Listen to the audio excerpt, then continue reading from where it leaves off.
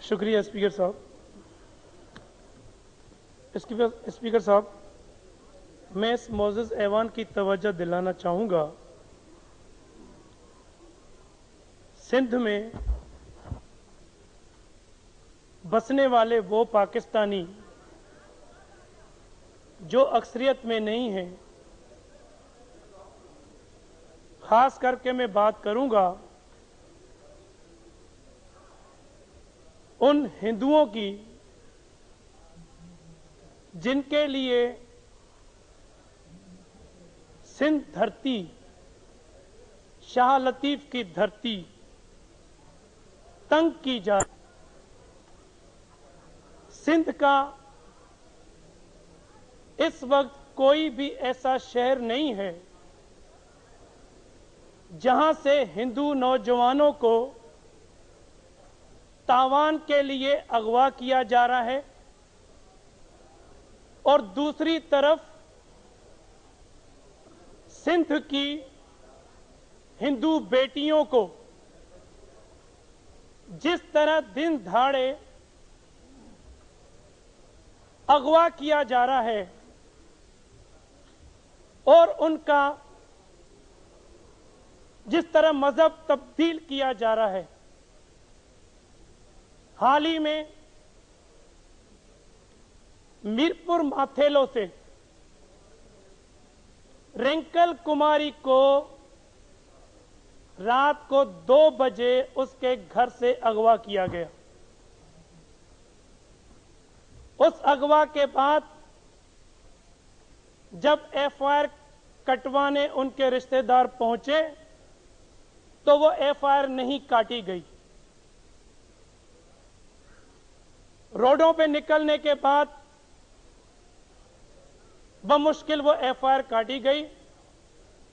इस दरमियान में जो डीपीओ का किरदार रहा, यहां बैठे हुए मेरे जो अकलियत से ताल्लुक रखते हैं एमएनए मेरे भाई, हर एमएनए ने कोशिश करी डीपीओ से बात करने की, लेकिन वो डीपीओ किसी का फोन उठाना गवारा नहीं कर रहा था, क्योंकि इस अगवा में इस रूलिंग पार्टी पाकिस्तान पीपुल्स पार्टी का एक मोअज़्ज़ज़ रुकन इन्वॉल्व था। उसके मेरे पास ये कुछ फोटोज हैं जो वहां खींचे गए थे। उस लड़की को जब घोटकी की अदालत में पेश किया गया तो उसने वाज़ेह स्टेटमेंट दी कि मैं अपने मां बाप के साथ जाना चाहती हूं, लेकिन वही तौर तरीके इंतजामिया के, क्योंकि उस एमएनए साहब का प्रेशर था। आज वो लड़की कराची के दारुल उमान में है, लेकिन बड़ी बदकिस्मती की बात है कि दारुल अमान के बाहर जो पुलिस रखी गई है वो भी घोटकी से मंगवा के रखी गई है। यहां बताया जा रहा है कि वो रजा खुशी से उसने मजहब चेंज किया है। भाई 100 200 कैलाशनकोफों के अंदर ये कौन सी रजा खुशी के साथ मजहब चेंज होता है? और अगर मजहब रजा खुशी से चेंज हुआ है तो दारुल उमान के बाहर ये घोटकी की पुलिस क्या करती है? ये वो चंद शरपसंद लोग हैं जिन्होंने जो इस्लाम का, जो कायनात पैगंबर का जो पैगाम है, अमन का, मोहब्बत का, प्यार का, दुनिया के सामने उसको कठेरे में खड़ा कर दिया है। ये वो चंद पसंद अनासर लोग हैं। इस्लाम की तारीख हमें बताती है जब कायनात पैगंबर रास्ते से गुजरते थे तो वहां से एक नॉन मुस्लिम औरत उस पे ऊपर कचरा फेंकती थी। जब कुछ दिन उस औरत ने कचरा ना फेंका तो पैगंबर कायनात ने मोहल्ले वालों से पूछा। जब उनको बताया गया कि वो औरत बीमार है तो आप उसके घर जाते हैं और इस हुस्ने सलूक से मुतासिर होके वो औरत मुसलमान बनती है। एक तरफ तो इतनी अजीम रवायतें हैं और दूसरी तरफ चंद शरपसंद लोग उस इस्लाम का रुख कैलाशनिकोव के थ्रू पेश कर रहे हैं। मैं आज इस ऐवान से यह पूछना चाहता हूं, क्या यह वो पाकिस्तान है जो बानिए कायदे आज़म मोहम्मद अली जिन्ना ने बनाया था, जिसमें कायदे आज़म ने अक़लियतों से वादा किया था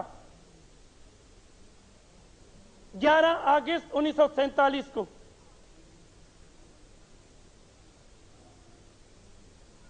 कि आज के बाद हर मजहब का मानने वाला आजाद है अपनी अपनी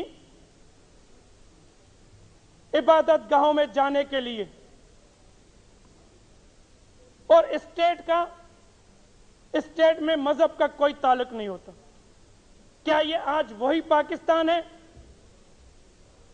कि जहां आज स्टेट इन्वॉल्व है अगवा में? क्या ये वो पाकिस्तान है? जनाब स्पीकर साहब, पाकिस्तान आजाद हुआ था दो कौमी नजरिए के, क्योंकि हमारे भाई ये समझते थे कि ब्रिटिश के जाने के बाद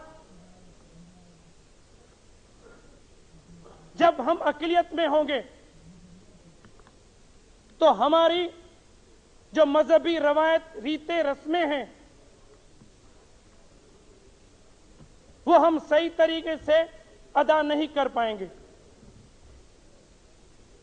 हमें यहां पे अपने हकूक नहीं मिलेंगे, हमारी माओ बहनों की इज्जतें महफूज नहीं होगी। तो उस वक्त अल्लामा इकबाल कायदे-ए-आज़म साहब ने दो कौमी नजरिए के तहत पाकिस्तान की डिमांड की। तो क्या आज मैं ये के बात कहते हुए हक पे नहीं हूं कि जब इस पाकिस्तान के अंदर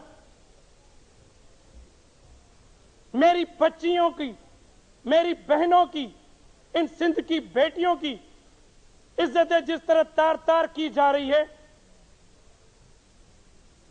मेरे भाइयों को चक में जिस तरह शहीद किया जा रहा है, हमारे बच्चों को जिस तरह अगवा किया जा रहा है, तो क्या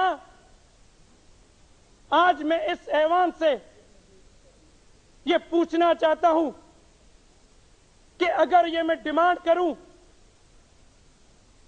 कि मुझे भी एक महफूज घर चाहिए जहां पे मेरी बच्चियों की इज्जत महफूज रह सके, मैं ये सवाल रखता हूं इस मौजूद ऐवान के सामने।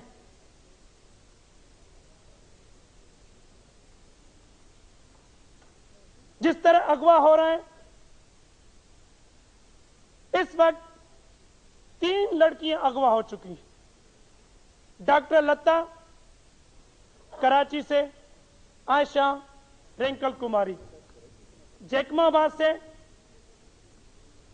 3 हिंदू नौजवान अगवा किया जा चुका है। इन हालात के अंदर मैं अपने हिंदू भाइयों को यह यकीन दिलाता हूं यहां पे कि मुत्तहदा कौमी मूवमेंट के कायदे तहरीक अल्ताफ हुसैन भाई जिस तरह बात करते हैं कि हम मजलूमों के साथ हैं, जहां भी जुल्म होगा मुत्तहदा कौमी मूवमेंट का कारकुन उन मजलूमों के साथ रहेगा, बगैर किसी सोचे नतीजा कोई भी निकलता हो। ठीक, मैं उनको यकीन दिलाता हूं कि मुत्तहदा कौमी मूवमेंट उनका कायद अल्ताफ तहरीक अल्ताफ हुसैन भाई हर मुश्किल घड़ी में अपनी इस अक़लियत बरादरी के कांधे में कांधा मिला के चलेंगे। Thank you. इन्हीं अल्फाज के साथ थैंक यू। मैं इस इजलास से टोकन वॉकआउट करता हूं। जी अखुजा चटान साहब, ही इज नॉट हियर। जी खुर्शीद शाह साहब जी। मिस्टर स्पीकर, ठीक है जी। मिस्टर स्पीकर, इस दौरान मेरे ख्याल में ये पार्लियामेंट्री सेक्रेटरी साहब बैठे हुए इंटीरियर के, वो चले जाएं जरा मनाने के लिए। आप जी खुर्शीद शाह साहब। मिस्टर स्पीकर, जो हमारे माइनॉरिटी के मेंबर ने पॉइंट